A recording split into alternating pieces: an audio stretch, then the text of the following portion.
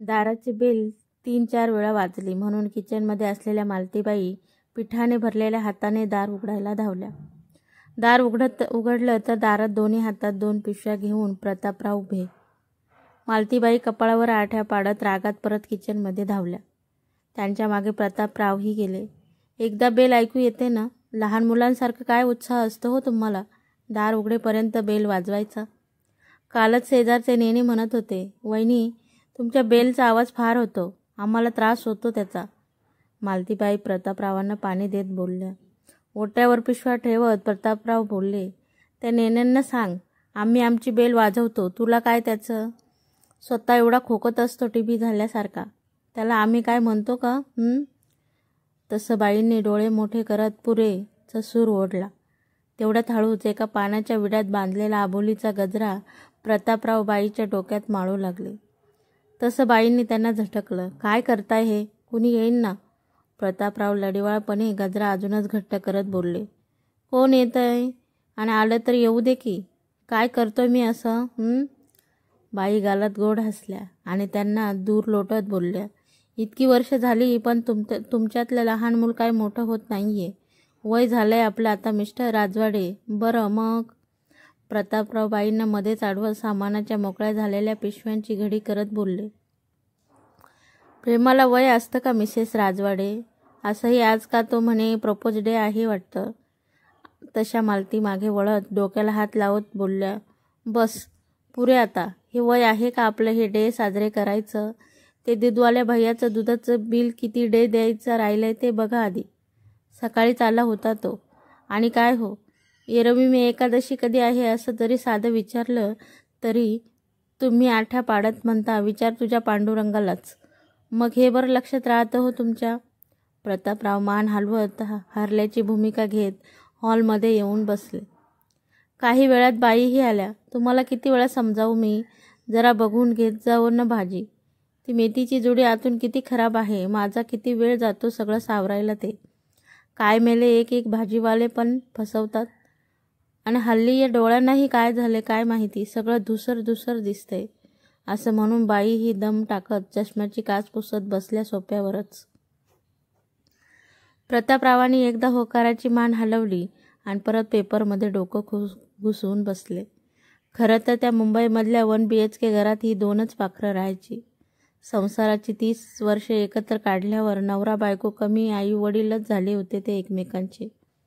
त्या घरात प्रत्येक गोष्टीत दोघांच्या आठवणी साठल्या होत्या. चेहऱ्यावर सुरकुत्या वयानुसार पडत होत्या, पण नातं मात्र अजूनही तेवढंच कोवळं होतं दोघांचं. हल्ली बाई जरा जास्त हलक्या झाल्या होत्या मनाने, जरासही बोललेलं लागायचं त्यांच्या मनाला. प्रतापराव अशा वेळी फार सांभाळून वागायचे. 30 वर्षापूर्वी ही 2 एक बंधनात जोडली गेली होती. बाई म्हणजे त्या काळात दुसऱ्या शर्मिला टागोर सारख्याच. तशीच गालावर खळी, सावळ्या पण सुबक, लांब सडक केसांचा घातलेला बुचडा, अंगाने सडसडीत, केसात आबोलीची फुलं गुंफलेली, कपाळावर गोंधन, त्याच्या खाली दोन्ही भवायाच्या मध्ये मोठी गोल टिकली, सोजळ सालस रूप. प्रतापराव मात्र उंच पुरे, उजळ, अंगान सडसडीत, मिचमिचीत डोळे, डोळ्यावर चष्मा, बेल बॉटम पॅन्ट, फुल कॉलरचा शर्ट, शमी कपूर सारखा केसांचा पडता कोंबडा. त्या काळी त्यांनी मॅट्रिक पूर्ण करून कारकून म्हणून लागले कंपनीत, ते तिथंच चिटकून राहिले शेवटपर्यंत. मालतीबाई वयात आल्या म्हणजे 16व्या वर्षी लग्न करून त्या प्रतापरावांच्या जीवनात आल्या. त्या काळी मोठी 4 लोक जे ठरवतील ते युग, असं काहीच वातावरण होतं. कोल्हापूरची मालती मग मुंबईकर झाली एकदाची. नाही म्हटलं तरी ती बावरली होती अनोळखी शहरात. तशा अबोलबाई कोवळ्या वयात फार समजून उमजून वागायच्या. डोक्यावर पदर, घरात माणसांची रेलचल, सगळं अगदी खेटून असायचं. एकांत तो कसला, अशातही त्यांनी समजून घेतलं. दोघांनी एकत्र पहिला पिक्चर पाहिला, तोही लग्नानंतर 1 वर्षानंतर. सगळं आलबेल चाललेलं तरी प्रतापरावांना बाईची जरा काळजी वाटायची. मी जर नसलो तर हीच कसं व्हायचं हा प्रश्न त्यांना सतावायचा. कारण बाई सतत घाबऱ्या गुबऱ्या राहायच्या. जास्त बोलणं नाही, जेवढंच तेवढं. कुठे बाहेर गेलं तरी प्रतापरावांच्या पाठीच. कधी कोणती तक्रार नाही की हट्टही नाही. जे दिलं ते पदरात घेतलं असं त्यांचं होतं. देवभोळ्या नाही, पण श्रद्धा अपार होती पांडुरंगावर. त्या फक्त शरीराने इथे राहतात की काय असा प्रश्न पडायचा कधी कधी प्रतापरावांना. ते बोलायचेही याबाबत बाईशी. तर बाईचं उत्तर ठरलेलंच. तुम्ही आहे तोवर मी आहे, जिथं तुम्ही तिथं मी. प्रतापरावांनी शेवटी कंटाळून असं बोलायचंच बंद केलं. पण एका प्रसंगाने मात्र त्यांच्या डोळ्यात चांगलंच अंजन घातलं त्यावेळी, की बाई भोळ्या नाही तर खमक्याही आहेत. प्रतापरावांच्या कंपनीत एक मोठा घोटाळा झाला होता. प्रतापरावांना उघड्या डोळ्यांनी सगळं दिसत होतं, पण काही करू शकत नव्हते. त्यांचं अस्वस्थपण हल्ली घरी पण जाणवायला लागलं होतं. हरवल्यासारखे राहायचे, जेवणात लक्ष नाही की बोलण्यात. काही विचारले तर काही नाही, ऑफिसमध्ये कामाचा ताण आहे असं म्हणून वेळ मारून न्यायचे. मालतीबाईंनी बघून घेतलं आणि एकदा त्यांनी शपथ घेऊन बोलतं केलं. पहिल्यांदा प्रतापराव लहान मुलासारखे ढसाढसा रडले. मनातली घुसमट मोकळी केली. ऑफिसमधल्या गैरव्यवहार उघडकीस आणला तर माझी नोकरीही जाईल, वरून बदनामी होईल ही भीती त्यांना सतावीत होती. हे सगळं बघूही शकत नाही आणि बोलूही शकत नाही अशी अवस्था झाली त्यांची. बाईंनी त्यांना धीर दिला. त्यांचा हात हातात घेऊन विचारलं, तुमचं मन काय सांगतंय ते तुम्ही करा. तुम्हाला वाटतंय ना की नोकरी जाईल वगैरे तर त्याची काळजी करू नका. मी भाजीपोळीचा व्यवसाय सुरू करेन. आपला संसार दोघांचा आहे, मग मीही करेन की मदत. 3 वेळेऐवजी 2 वेळ खाऊ, पण फक्त तुम्ही असं कुडत राहू नका आतल्या आत. उद्या एकेकाळचे पैलवान अण्णांना गावी समजलं त्यांचा मुलगा असा कुमकुवत आहे मनाने तर काय वाटेल त्यांना. सासूबाई काय म्हणतील, तुम्ही धीराने घ्या, मी आहे तुमच्यासोबत. प्रतापरावांना वाटायचं बाईंना फक्त चूल आणि मूल शिवाय काहीच कळत नाही, पण त्यांचा गैरसमज दूर झाला होता. पुढे प्रतापरावांनी कंपनीच्या मेन बॉडीला पत्रव्यवहार करून घडत असलेला प्रकार कळवला. खूप उलथापालथ झाली. प्रतापरावांना नोटीशी आल्या. चौकशी होईपर्यंत घरी बसवलं गेलं. किमान 5 महिने ते घरी होते. बाईंनी पण कधी जाणून दिलं नाही. अशात बाई 3 महिन्याच्या पोटुशा होत्या. प्रतापरावांनी प्रयत्नही केला दुसरीकडे नोकरी धरण्याचा, पण त्यांचा भूतकाळ त्यांना नोकरी देत नव्हता. बाईंनी डबे सुरू केले. 4-5 करत करत आता 15 डब्यांवर आलं होतं. बाई थकायच्या पण दाखवायच्या नाहीत. तेलाचा होणारा त्रास, भाज्या मनातून उतरल्या होत्या.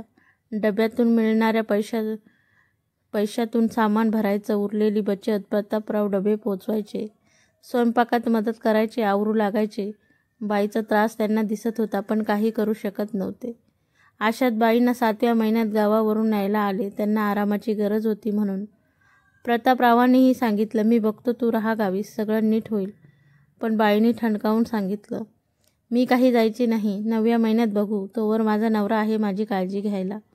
प्रतापराव निशब्द होते. त्यांना काय बोलावं समजत नव्हतं.